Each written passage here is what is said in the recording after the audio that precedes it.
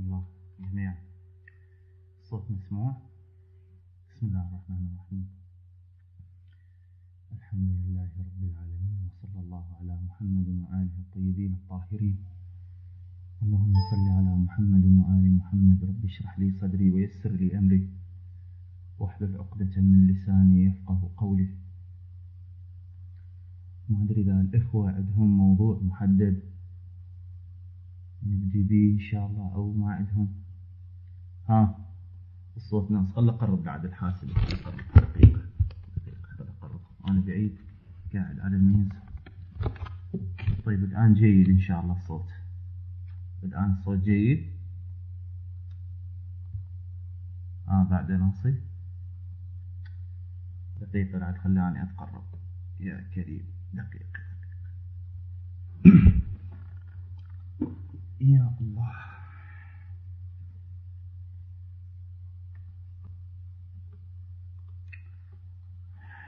اللهم صل على محمد وآل محمد. الآن إن شاء الله جيد. مسموع الآن جيد، يعني ما استخدم مايك، فهذا السماعة خارجية. الظاهر بعده مشي. يلا والله سوون فضل. إذا ماكو موضوع طيب خير. ننتقل لكم. جيد. خوش عنده.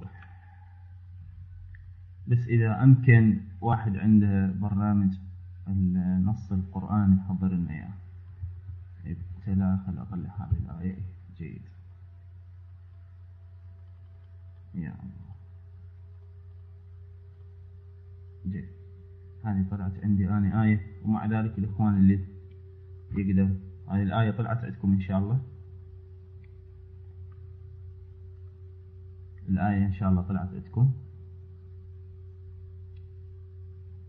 اللهم صل على محمد وآل محمد.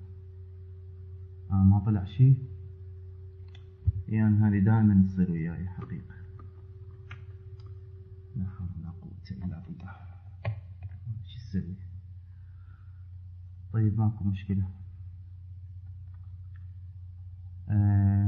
نريد نتكلم عن آية الإمامة الإبراهيمية. أما توصل مولاي، أما توصل مع الأسف يعني.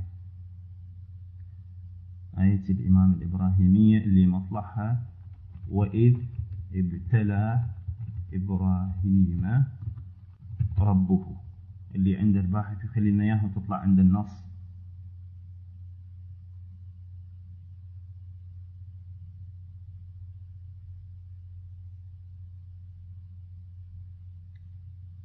اي والله يخلي لنا اياها، تصير عليها زحمة.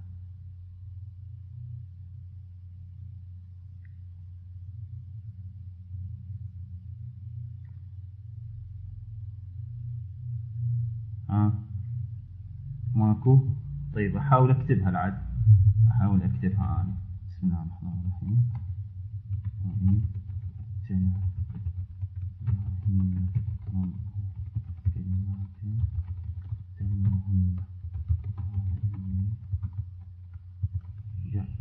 أحسنت. أي خوش. قبل ما أكمل. جيد. الآن طلعت إن شاء الله عندكم. نتوكل على الله إن شاء الله. طبعا إذا عندكم رغبة بالحديث عن هذه الآية إن شاء الله ماكو مانع. هذه الآية هي واحدة من الآيات. هذه الآية، حديثنا عن هذه الآية على وجه التحديد وكيفية الاستدلال بها على إمامة الأئمة عليهم السلام، باعتبارها إحدى الآيات القرآنية التي تتحدث عن الإمامة. إن شاء الله ما عندكم مانع. نتوكل على الله. إخواني الأعزاء، فيما يتعلق بهذه الآية، تارة أكو خلط عندنا في الحقيقة.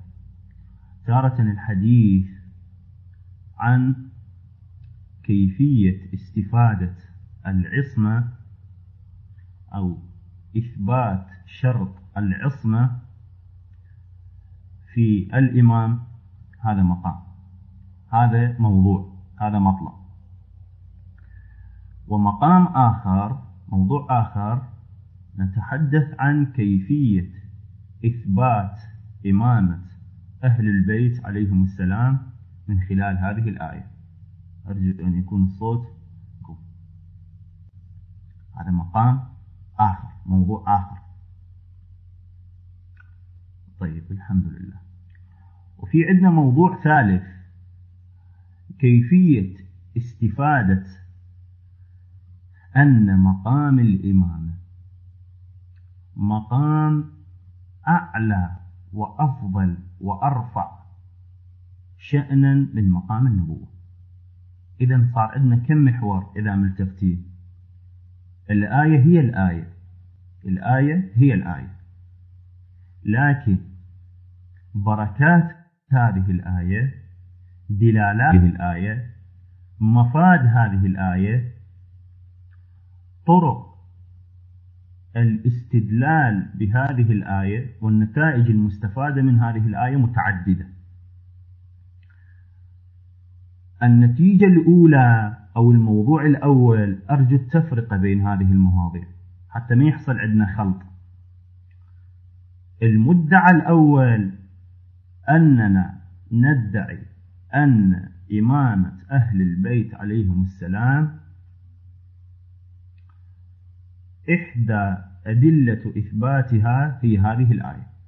هذا موضوع مستقل عن الموضوع الآخر، وهو اشتراط العصمة في الإمام. هذا موضوع ثاني، مقام ثالث، موضوع ثالث، وهو أن مرتبة ومقام الإمامة أرفع وأعظم وأزكى وأتم، وشأنه أعلى من شأن النبوة. إذا صار عندنا كم مطلب؟ ما أدري، أنا خرجت عن البالتوك ولا ما أدري، والله ما أدري. أكو صوت إن شاء الله، خليك تبدأ.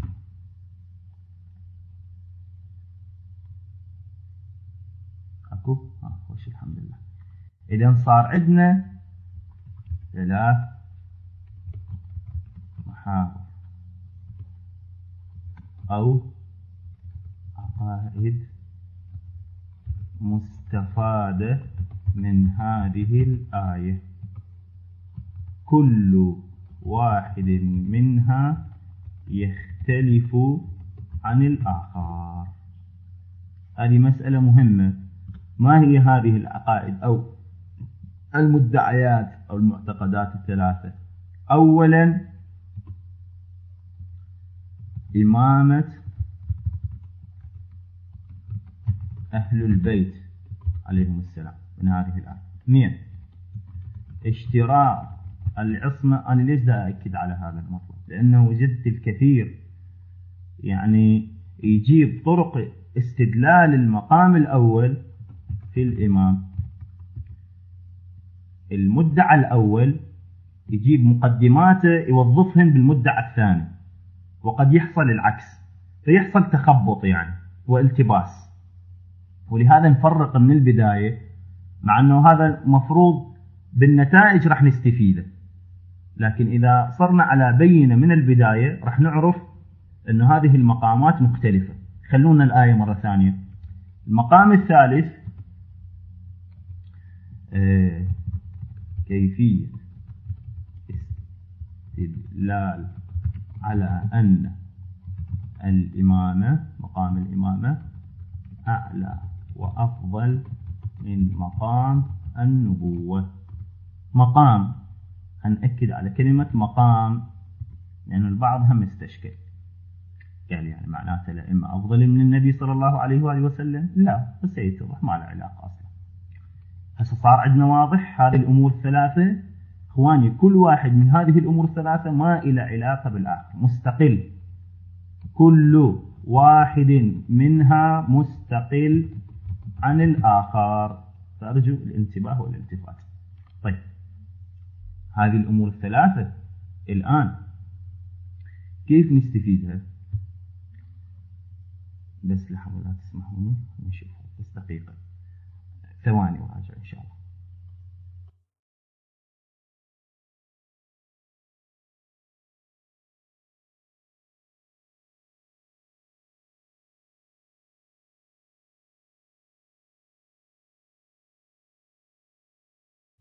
السلام عليكم ورحمة الله. الآن إن شاء الله صوتي مسموع. إذن هذه محاور مختلفة متعددة، كل واحد منها مختلف عن الآخر. في عندنا مقدمة ضرورية، ولعله راح نقتصر في حديثنا اليوم على هذه المقدمة، وإذا الله وفقنا في حديث آخر واستغلينا مثل هذه الفرصة، فرصة هذه الفراغات اللي تحصل بالغرفة، نستغل الحديث عن هذه الآية وإتمام ما بدأنا به. المقدمة اللي لابد أن نعرفها، الآية اشتملت على مجموعة من المفردات. المفردة الأولى الابتلاء، وإذ ابتلى إبراهيم ربه بكلمات فأتمهن. إذن المفردة الأولى الابتلاء، نريد نعرف ما هو المراد من الابتلاء، هذه أول مفردة. المفردة الثانية اللي وردت الكلمات، قال وإذ ابتلى إبراهيم ربه بكلمات، ما هو المقصود من الكلمات، هذه هم مفردة ثانية. المفردة الثالثة اللي وردت قال إني جاعلك للناس إماما، الإمام ما هو المقصود من مقام الإمامة. المفردة الرابعة قال ومن ذريتي، قال لا ينال عهد الظالمين. وإذ ابتلى إبراهيم ربه بكلمات، طبعا إذ ما علاقة، ابتلى إبراهيم ربه فأتمهن، الإتمام، إتمام إبراهيم للكلمات. المهم هسه في خلاف، الضمير يعود على الرب ربه أو يعود على إبراهيم، هذا يجي إن شاء الله مفصلا في الأبحاث تفصيلا. إذن عندنا هذه المفردات الثلاثة لابد أن نركز عليها جيدا. نجي إلى المفردة الأولى الابتلاء. ما هو معنى الابتلاء؟ إخواني الابتلاء له دقيقة، أنا عندي هذا مشكلة اليوم، زين منكم اليوم هم الله ابتلاني، تلقت الأجهزة من وراء الكهرباء. زين، الابتلاء إخواني له معنيان، إن شاء الله وياي وطمنوني على الصوت لأنه النت أنا عندي تعبان. جيد، المعنى الأول للابتلاء يعني الاختبار، أو عبروا عنه الامتحان، عبروا عنه الفتنة. زين، أنت تريد تختبر مثلا العراق، ما تدري تريد تختبره، زين تختبره أنت، تجهل حال السيد العراق، فغرضك من الامتحان والاختبار، شوفوا دققوا العبارات، أنت تجهل حالي. زين، لا هسه دقيقة، المعنى الأول للاختبار هو شنو؟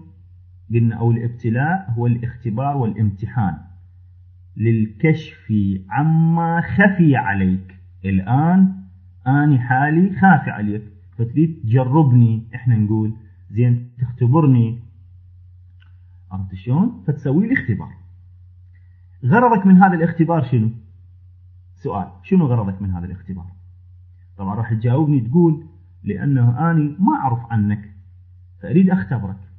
زين، فأكو في هذا المقام، في هذا المعنى للابتلاء، صار أكو مسبوق بجهل، صار مسبوق بعدم علم، فتريد تختبر حالي وتريد تتعرف عليه فتختبره. هذا معنى الابتلاء. زين، هنا طبعا قطعا هو غير مراد من هذه الآية. ليش؟ لأنه محال على الله سبحانه وتعالى أنه يطرح عليه أو يعرض عليه الجهل، هو الأعلم بما في الصدور وما تؤول إليه الأمور. فإذن هذا مستحيل، أنه لا يمكن أن يكون الله سبحانه وتعالى غرضه من الابتلاء هو الاختبار الرافع للجهل، أنه لا يخفى عليه خافية في الأرض ولا في السماء. هذا معنى للابتلاء. إذا نجي المعنى الآخر للابتلاء، لا، هو في الحقيقة لأجل التعريف بالمختبر، يعني اللي تختبره، التعريف بالمبتلى، إظهار المبتلى للناس، بيان حاله، بيان الواقع. لهذا مجموعة من الآيات في القرآن الكريم، وإذا الأخوة يتابعون ويانا بما أنه الآيات ما تنزل عندي، مثلا الله سبحانه وتعالى يقول الذي خلق الموت والحياة ليبلوكم. فهنا خب الله ما نقدر نقول يجهل حالنا حتى يتعرف علينا فيبلينا أو يبتلينا. طبعا بالمناسبة البلاء والابتلاء كلاهما تقريبا بمعنى واحد. المهم أو لنبلوكم أو نبلوكم أو لنبلوهم أو شيء من هذا القبيل، واردة هذه الآيات في القرآن الكريم. طبعا لا شك أنه المعنى الأول غير مراد للآية، إذا المعنى المقصود بيان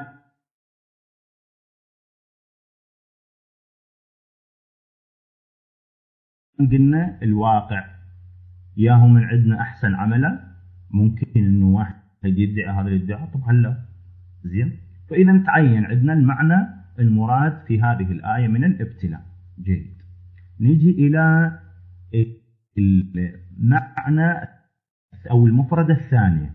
المفردة طبعا ببساطة واختصار، المفردة الثانية شنو؟ وإذ ابتلى، أعوذ بالله من الشيطان الرجيم، وإذ ابتلى إبراهيم ربه بكلمات فأتمهن. بكلمات، الكلمات جمع لكلمة، تمام لو لا؟ زين، يعني مفردها كلمة إذا أردنا نجمعها تصير كلمات. نيجي كلمات اللي مفردها كلمة، إذا عرفنا كلمة شنو نعرف الكلمات شنو. زين، ما معنى كلمة؟ لا حول ولا قوة إلا بالله. المهم ما نكتب عندي هذا الكلمة بنفس الوقت هم لها مجموعة من المعاني، معانيها كثيرة جدا، لكن اللي يهمنا بالمقام أو اللي بحسب يعني استقرائي وتتبعي تقريبا كل معانيها ترجع إلى معنيين. زين، الأول المراد من عندها اللفظ دال على معنى. شوفوا ركزوا على كلمة اللفظ، عفوا اللفظ.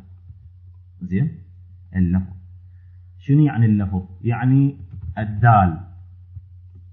شنو معنى اللفظ؟ يعني الكاشف. شنو معنى اللفظ؟ يعني الحاكي. تمام لو لا؟ أنت تسمع من عندي هسه كلمات أقول الحكيم، هذه اللفظة اللي سمعتها من عندي الآن من صوت الحكيم، هذه اللي سمعتها من عندي، هذه دالة، هذه كاشفة. زين، كشفت عن شنو؟ دلت على شنو؟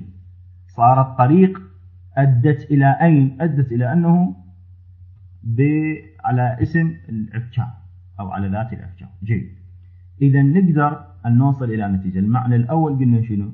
اللفظ، هذا اللفظ اللي إلى معنى يسموه كلمة.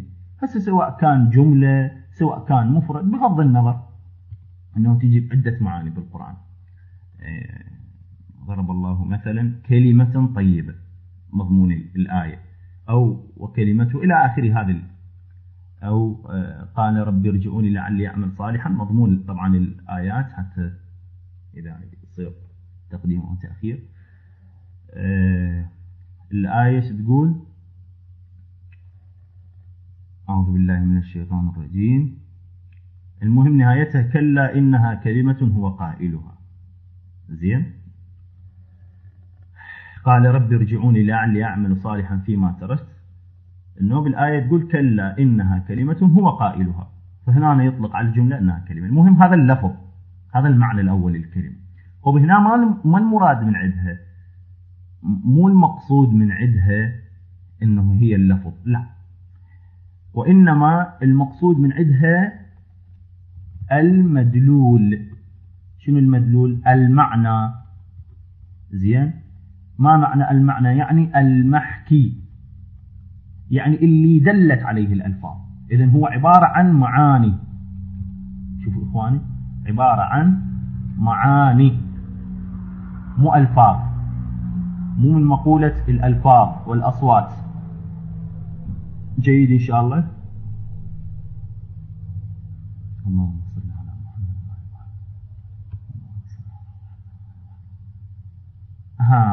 لعلي أعمل صالحا. قال رب ارجعوني، قبلها الآية قال رب ارجعوني لعلي أعمل صالحا فيما ترك، كلا إنها كلمة.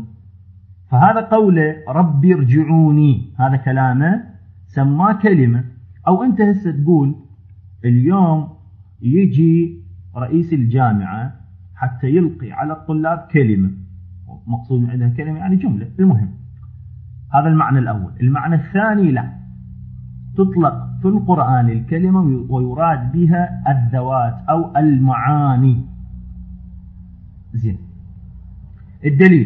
الدليل شنو؟ هذا ينفعنا حتى نستفيد. وإذ ابتلى إبراهيم ربه بكلمات. شنو هذه الكلمات؟ مو من جوهر الألفاظ، مو من مقولة الألفاظ، مو عبارة عن ألفاظ الله ابتلى إبراهيم، لا، ما حد ما يقول بهذا أصلا، ما يقول عاقل. وإنما المقصود من عندها معاني. بس شلون نثبت هذا؟ أولا خلينا نعتبر أو نطالب أو نريد نعرف تجي في القرآن الكلمة يراد بها المعنى. نعم، أنا أكتفي بشاهد. يعني الشاهد الأول الله سبحانه وتعالى عن عيسى شنو قال؟ وكلمته ألقاها إلى مريم. هنا أطلق على ذات مو على لفظ، على هذا النبي اللي هو من أولي العزم عيسى عليه السلام، أطلق عليه أنه شنو؟ كلمة. تمام لو لا؟ زين. أو الآية مضمونها ضرب الله مثلا كلمة طيبة، فهم يطلق على المعاني أنها كلمة.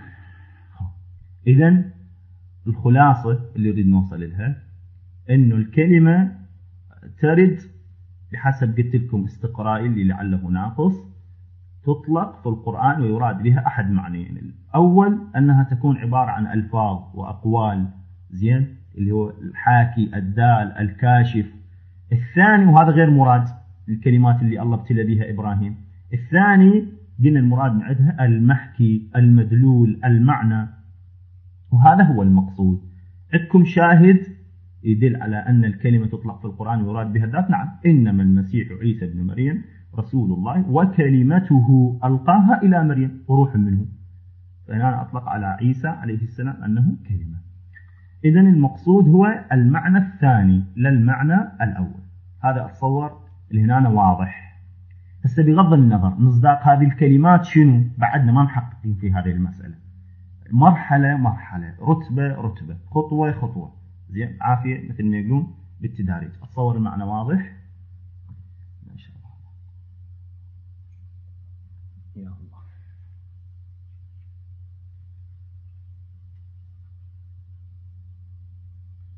الحمد لله.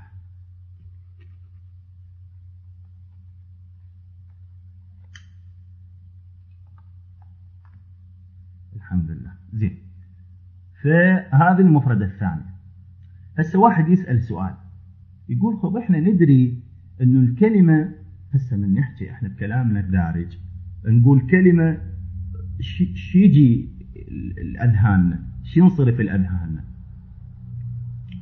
زين، ايش نفهم من كلمة هسه من أقول زين عندي وياه كلمة، أريد أكتب لك كلمة، قريت كلمة، زين قلت كلمة أو شيء من هذا القبيل، تروح للألفاظ أو الأقوال اللي نحكيها، لو تروح للمعاني. شلون القرآن زين يطلق على ذوات وأعيان خارجية يسميها كلمة بتعبير علمي؟ يعني شنو اللي صحح هذا الإطلاق؟ سؤال وجيهي. يعني ممكن واحد يقول زين يعني شنو المناسبة، شنو وجه الشبه، شنو الارتباط، شنو العلاقة بين الكلمة وبين عيسى مثلا، بحيث أنه عيسى صار كلمة الله. تبتوا شلون إخواني؟ السؤال واضح؟ الجواب سهل وبسيط، وإن كان عدة أقوال في هذا المجال، لكن احنا نختار واحد من الأقوال. أنه اللي صحح هذا الإطلاق، بما أنه أصلا احنا من نقول كلمة، زين، الكلمة شنو؟ الكلمة عبارة عن قلنا لفظ يدل على معنى، إذن هي دلائل، تمام لو لا؟ إشارات تحكي لها حكاية ولها كاشفية عن معاني. هنا بما أنه الله سبحانه وتعالى من خلق المخلوقات، في كل مخلوق هو عبارة عن آية من آيات الله، عبارة عن مدلول أو عبارة عن دال يدل على الله سبحانه وتعالى. فالمخلوقات مظاهر لله ودلائل لله وحاكية عن الله، كما أن اللفظ يحكي ويكشف ويدل عن المعنى. فهذه المناسبة هي اللي صححت هذا الإطلاق. أعيد لو واضح؟ أنا ما أريد أسويها محاضرة يعني حقيقة المعنى. بس إذا أي شيء ما واضح اكتبونا، لأن الغرض الإفادة والاستفادة. إذا ما تحصل الإفادة عرفتوا المقصود شنو؟ الخلاصة الله يحفظكم خوش جيد. خلاصة كلامي أريد أقول إنه اللي جوز واللي سوى واللي صحح هذا الإطلاق، إطلاق الكلمة على المعنى لا على اللفظ، هو أن المخلوقات كلها مظاهر لله، كلها حاكية عن الله، كلها كاشفة لله، كما أن اللفظ يكشف ويدل على المعنى. الله سبحانه وكلمته. خب لهنا جيد. المفردة الثالثة، إذن عرفنا المفردة الابتلاء، ابتلاهيم ربه. الثانية الكلمات ومعانيها. نجي إلى المفردة الثالثة إمام. وهذه المفردة مرارا وتكرارا أنا تعرضت حقيقة لشرحها وبيانها للإخوة، لكن لا بأس. جيد الحمد لله. طبعا أن يكون واحد يقرر يعني يكفيني مؤنة تكست، وهو في الحقيقة نفس اللي يكتب هم يستفيد، يعني يتحرك ويلخص ويظل في ذهنه هذه المعاني. المهم لا بأس أن أعيد المعاني سابقا ذاكرها عن الإخواني باختصار، كأنه مأخوذة من لفظة أمان. احنا يسار يمين، زين، أمان، أنه مأخوذة من أمان. شنو المناسبة؟ إنه الإمام مقدم، كما أنه الأمان بمعنى شنو؟ القدام، اللي قدامك. طبعا بالمناسبة لفظة قدام لفظة فصيحة، يعني ليش إذا واحد يقول قدام يعني قدام، زين، قدامك نقول هذه لا لفظة فصيحة هذه باللغة العربية. المهم معناها اللي هو المقدم على غيره. لا فصيحة. وأتذكر هم مرة استخدمت أنا هذه اللفظة وأحدهم اعترض علي وذكرت أنه ما سامعين قدام لفظة فصيحة. قلت لا، مثلا هي معنى احنا بنقول زين تعبيرنا احنا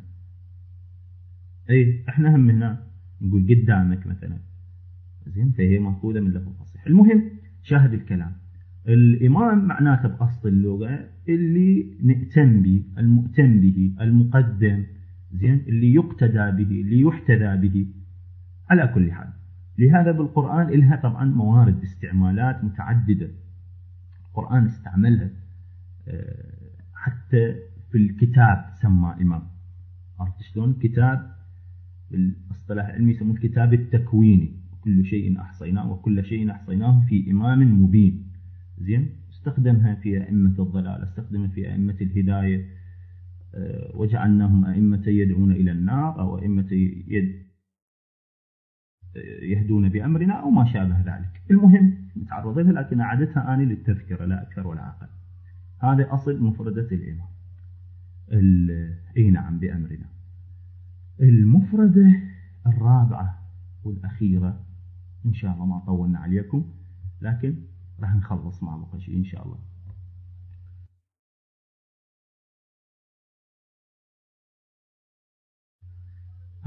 أتمهن. ممتاز جدا جرة.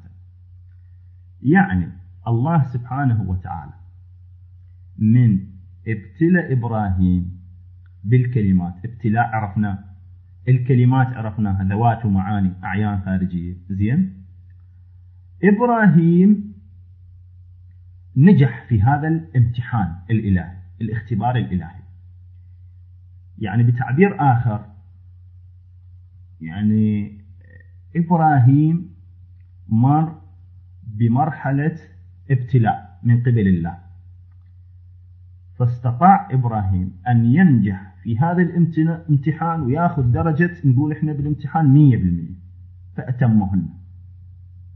فإجى بالكلمات وجاب الكلمات وصبر على الابتلاء. طبعا الابتلاء معلوم بعد، الله سبحانه وتعالى من ألقاه بالنار، زين، من هاجر، من ذبح إسماعيل اللي القرآن الكريم يعبر عنه ذبح إسماعيل، يسميه إن هذا لهو البلاء المبين. زين، فإبراهيم قدر أن ينجح في هذا الامتحان العظيم والابتلاء العظيم. زين، فطبق اللي إرادة من عند الله سبحانه وتعالى، طبق المشيئة الإلهية، الإرادة الإلهية، نجح في الامتحان اللي هو هذا الامتحان. بالحقيقة راح يجينا تفصيلا، هذا الامتحان هو في الحقيقة يعد تهيئة لإبراهيم، ويعد مقدمة لنيل مقام الإمامة. زين، فهو عبارة عن تأهيل.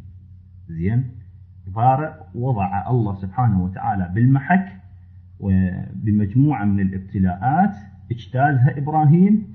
هذه الابتلاءات اللي اجتازها إبراهيم هي حتى يتهيأ ويكون صالح لنيل هذا المقام، مقام الإمامة. طبعا كل التفصيل يجينا، بس احنا في مقام شرح المفردات لا أكثر ولا أقل.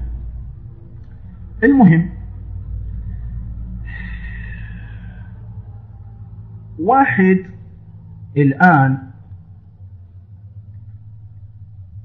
نريد يعني نقرر في أذهانكم أو يطالبنا كأنه بالدليل أو شيء من هذا القبيل على أنه المراتب أو حانات في الحقيقة هي عبارة عن تهيئة وشرط في مقام الإمام، لأنه الابتلاء والنجاح في هذا الابتلاء هو شرط لنيل مقام الإمام. القرآن الكريم في موضوع آخر، في آية أخرى عفوا، يقول وجعلنا منهم أئمة يهدون بأمرنا. دققوا إخواني، لما صبروا، لما صبروا. زين، بس هذه إن شاء الله نخلص ونترككم إن شاء الله في رعاية الله. دققوا على كلمة لما، اللي هي تأكيد على المعنى اللي الآن إحنا نقرره أو اللي نريد نوصل، وهو أن إتمام الكلمات من قبل إبراهيم كان بمثابة شرط إلهي على إبراهيم لكي ينال هذه المرتبة الإلهية وهذا المقام العظيم الذي سيتضح لاحقا في المباحث اللاحقة إذا الله وفقنا والتقينا مرة ثانية. هو شرط لنيل هذه المرتبة. زين، هنا لما أصلا إحنا عندنا لما في اللغة لها 4 معاني. هن 3 بس أنا الحقيقة إجا ببالي المعنى رابع أذكر لكم إياه. تيجي أكو فعل يجي لن يلم، هذه المفروض تيجي باللغة لن، هذا فعل. إذا أسندت إلى 2 فلازم تضيف ألف 2. يصير لما شلون كتبه تضيف له ألف 2 شو يصير كتبا. طب هذا واضح، هذا المعنى قطعا ما مقصود من الآية، واضح. اكو معنى ثاني تجي لما، زين، تجي جازمة نافية. يعني مثلا على سبيل المثال أعوذ بالله من الشيطان الرجيم، لما يذوقوا مثلا، يذوقوا عذاب، هذه هنا لما جازمة، هم هذه المقصودة. هذا صار عندنا 2. زين، 3 تيجي لما يسموها إيجابية. يعني مثل ألا، زين، مثلا إن كل نفس لما عليها حافظ، زين، أو إذا حافظين الدعاء اللي نقرأه بصلاة الغفيلة، بداية شنو؟ أعوذ بالله من الشيطان الرجيم، اللهم إني أسألك. المهم بهذه الكلمة لما قضيتها لي، زين،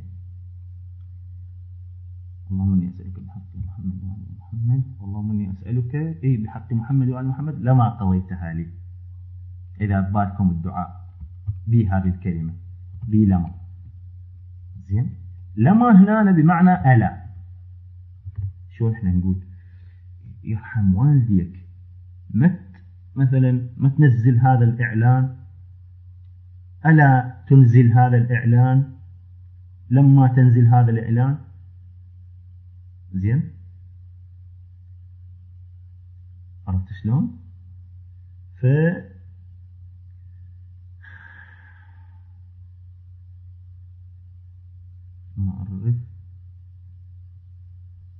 ما افتهمت شنو المقصود.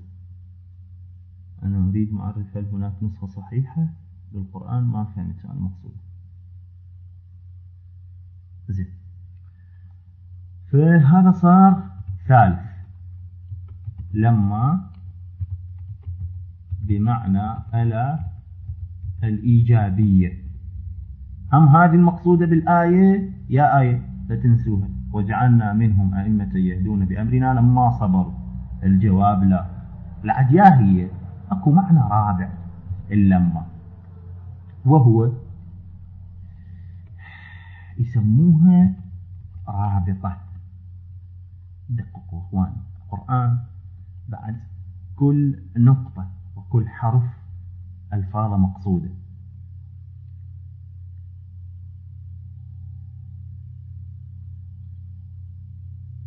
لا احنا ما عندنا، شوف واحد غيرنا لعله عندنا، والله ما ادري المقصودة شنو، ما ادري، ما دا افتهم. زين، شنو الرابطة؟ رابطة معناتها تربط وجود شيء بوجود غيره. مثال، أعطيكم مثال، ثواني لو يسمح لنا الأخ الفاضل إن شاء الله كملنا احنا. المهم طبعا هذه لا تنسوها، بمعنى حين، زين، بمعنى حين. هذه الرابعة الأخيرة. أقول لك لما، هسه الأخ دي يسألنا، راح أقول له لما ينتهي كلامي أجيب كيف. ما معنى هذه الجملة؟ يعني ربطت إجابتي بانتهاء من الكلام. هذه يسموها رابطة.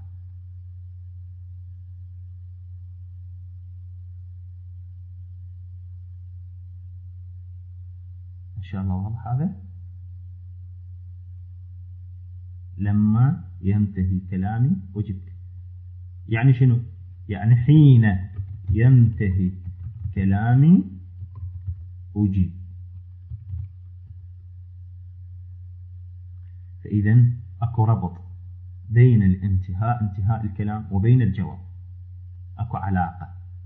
زين، نمثلها أو أتصور واضحة بعد، ما يحتاج أن نبينها بأكثر من هذا. خلاصة الكلام حتى مندوخ، إحنا شو نريد نوصل؟ نريد نوصل، وصلنا إلى المفرد الرابع، لأن يعني قلنا إحنا راح نعقد مقدمة. زين، المقدمة في بيان 4 مفردات وردت في الآية. أولا ألخص حتى أنهي حديثي. قلنا الابتلاء خلصنا منه. 2 الكلمات خلصنا منها. 3 الإمامة خلصنا منها. 4 هذا خلاصة المقدمة حتى نحتفظ بها للبحث الآتي عن هذه الآية تكملتها إن شاء الله. رابعا قلنا شنو؟ أعوذ بالله، الإتمام أو أتمهن، والكلام بها الآن. هذا الإتمام هو الذي جعل ومكن إبراهيم من نيل الإمامة. زين، هذا اللي يريد نوصل لها، لأن هذه الابتلاءات اللي مر بها إبراهيم هي كانت قلنا بمثابة السلم اللي ما بإمكان إبراهيم أن ينال الإمامة لولا أن يجتاز هذا السلم. شرحنا تفصيلا، لكن استشهدنا وأيدنا كلامنا ونستدل على كلامنا بآية بالقرآن تقول وجعلنا منهم أئمة يهدون بأمرنا لما صبروا. ركزنا على كلمة لما صبروا. زين، قلنا هنا لما إلها معاني باللغة العربية. المراد من عندها هنا شنو؟ قلنا بمعنى حين، اللي هي يسموها شنو؟ رابطة. ما معنى رابطة؟ رابطة لوجود شيء بوجود غيره. زين، هسه الآن نقرر وجه الاستشهاد بهذه الآية. تقول الآية وجعلنا منهم أئمة. شو وقت يا رب؟ طبعا هنا وظيفة يهدون بأمرنا، الآن نتركها هذه. وجعلنا منهم أئمة، يقول شو وقت خليناهم أئمة؟ لأنهم حققوا شرط الإمامة ونجحوا بالامتحان كما نجح بإبراهيم، يعني صبروا على الابتلاءات. متى؟ لما صبروا. فيتضح عندنا أنه أتمهن يعني شنو؟ يعني صبر على الابتلاء الذي ابتلاه الله سبحانه وتعالى، الذي كان هذا الصبر على البلاء مهيئا ومقدمة وشرطا معدا لنيل مرتبة الإمامة. السلام عليكم ورحمة الله. الكون معك.